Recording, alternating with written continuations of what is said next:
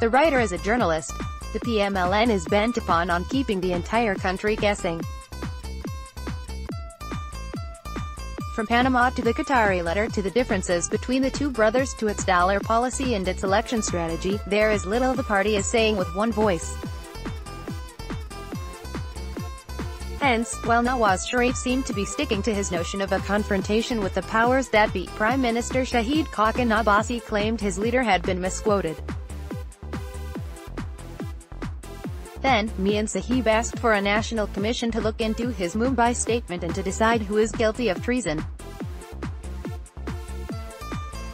Inevitably, the hapless Abbasi was asked about his boss and predecessor's demand, and in his bid to do, yet again, some damage control, the Prime Minister provided a broader and more palatable agenda, to unveil hidden facts about all the events since 1947.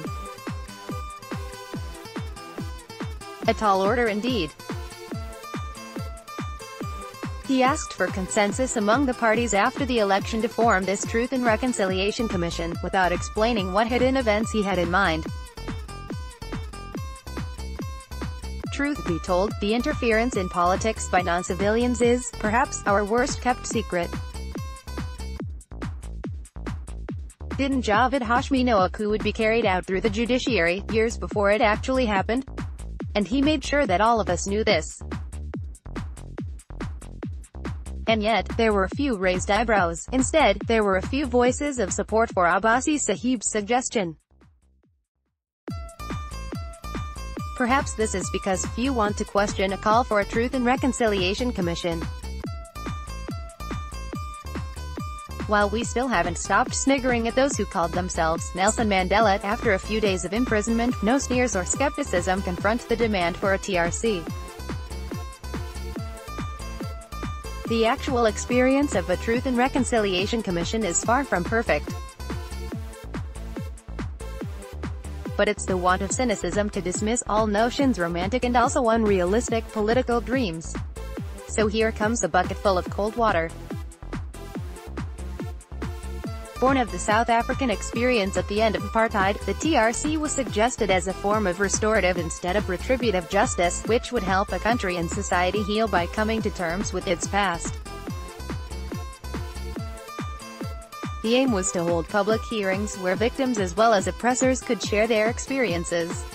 But there were practical reasons for this form of justice. The TRC may have come at the end of apartheid, but the end of the regime did not mean that those who perpetrated violence during it could now be identified and punished. They were part of the system, present at many posts.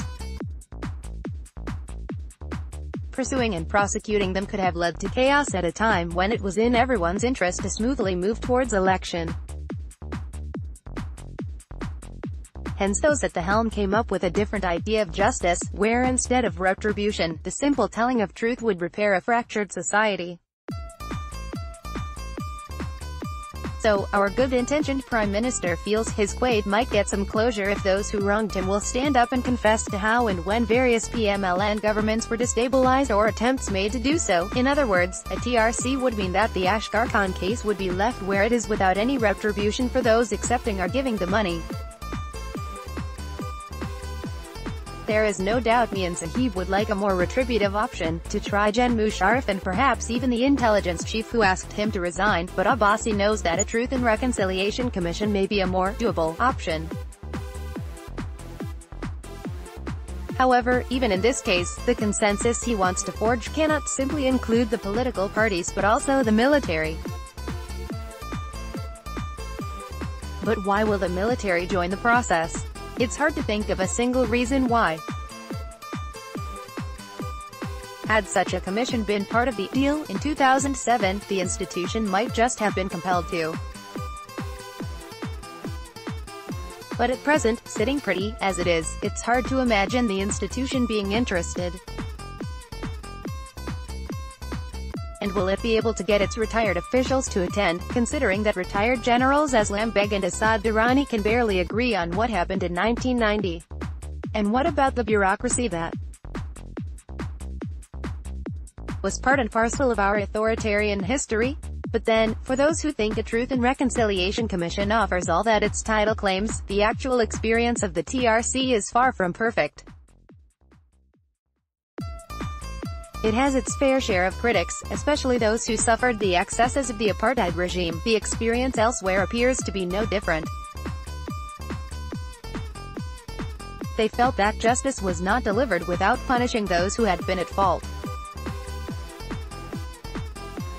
There were also efforts by the other side to block the process. For instance, F.W. de Klerk, who appeared before the commission to apologize, approached the courts to stop being implicated in a case of bombings in the 1980s in the commission's report. Another former president, P.W. Botha, refused to appear before the commission. But perhaps the most important difference between what the Prime Minister is asking for and what most Truth and Reconciliation Commissions around the world have in common with each other is that the latter tend to be established to look into widespread human rights abuses by the state. From South Africa to Kenya to Morocco and East Timor, the objective is to document the tales of oppression and give a voice to the abused. But what the Prime Minister and his predecessor are asking for is far different. While they may have been imprisoned under military regimes and been treated unfairly, they have hardly been victims of severe state violence. While we may need such committees to perhaps address the grievances of many individuals as well as communities who have suffered at the hands of the state, mainstream political parties, especially the PML-N, have not really been victims in this sense. Political parties should consider a dialogue with the military, once suggested by the PPP's Farhatullah Babar, instead of a Truth and Reconciliation Commission. The divisions within our political elites need addressing, but there are less grandiose ways of doing so than drawing parallels with apartheid and asking for a TRC. The writer is a journalist. Published in Dawn, May 29, 2018.